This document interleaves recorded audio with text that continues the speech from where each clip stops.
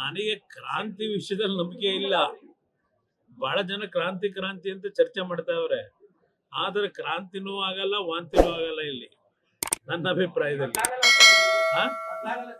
ಏನಾಗಲ್ಲ. ನಾನು ಇಲ್ಲೇ ನಮ್ಮಲ್ಲೇ ಇದ್ದಾರಲ್ವಾ, ಅವ್ರು ಏನು ಅನ್ನೋದು ಪಾಪ ಬೇರೆ ಗೊತ್ತಿಲ್ಲ. ನಮ್ಮಲ್ಲೇ ಇದ್ದಿದ್ರಿಂದ ಅವ್ರ ಏನ್ ಮಾಡ್ಬೋದು ಅನ್ನೋದು ಗೊತ್ತಿದೆ ನಮ್ಗೆ. ಪಾಪ ಕಾಂಗ್ರೆಸ್ನಲ್ಲೂ ಅಷ್ಟು ಸುಲಭ ಇಲ್ಲ ಅವ್ರನ್ನ ತೆಗಿಲಿಕ್ಕೆ.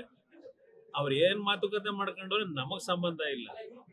ನಾನು ಹೇಳ್ತಕ್ಕಂಥದ್ದು, ನೀವು ಕ್ರಾಂತಿನಾದ್ರೂ ಮಾಡಿ, ವಾಂತಿನಾದ್ರೂ ಮಾಡಿ, ನಾನು ಇವತ್ತು ಈ ನಾಡಿನ ಜನತೆಯ ಕಷ್ಟ ಏನಿದೆ, 136 ಸೀಟ್ ಗೆದ್ದು 139ಕ್ಕೆ ಹೋದೋ 141 ಇದೀವಿ ಅಂತ ಅವ್ರು ಹೇಳ್ತಾರೆ. ಇನ್ನೊಬ್ರು ಈಗ ಹೋಗಿದಿರಲ್ಲಪ್ಪ, ಜನ ಕೊಟ್ಟವ್ರಲ್ಲ, ಜನ ಕೊಟ್ಟಿದ್ದು ಹಗಲ್ ದರೋಡೆ ಮಾಡಿ ಅಂತ ಅಲ್ಲ, ಲೂಟಿ ಮಾಡಿ ಅಂತ ಕೊಡ್ಲಿಲ್ಲ ಪತ್ತ. ನಿಮಗೆ ಹಿಂದೆ ತಪ್ಪುಗಳಾಗವೆ ಸರಿಪಡಿಸಿ ಅಂತ ಹೇಳಿ ಕೊಟ್ರು.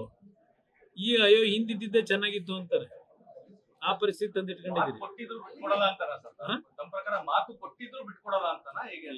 ಮಾತು ಕೊಟ್ಟವರು ಇಲ್ವೋ ನಮ್ಗೇನು ಗೊತ್ತು. ಅವ್ರವ್ರ ಏನೇ ಮಾತಾಡ್ತಾರೆ. ಅವರು ಬಹಳ ವಿಷಯಗಳು ಚರ್ಚೆ ಮಾಡೋರಲ್ಲ. ಅದೇನೋ ದೇವ್ರ ಜೊತೆ ಚರ್ಚೆ ಮಾಡ್ತಾರೆ ಪ್ರತಿನಿತ್ಯ. ದೇವ್ರ ಜೊತೆನಲ್ಲಿ ಮುಖ್ಯಮಂತ್ರಿ ಯಾವಾಗ ಆಗೋದು, ಯಾವಾಗ ಮಾಡ್ತೀರಿ ಅಂತೇಳಿ ಅವ್ರ ಜೊತೆ ಚರ್ಚೆ ಮಾಡ್ತಾ ಇರ್ತಾರೆ. ಅದರಿಂದ ದೇವ್ರುಂಟು, ಅವರುಂಟು.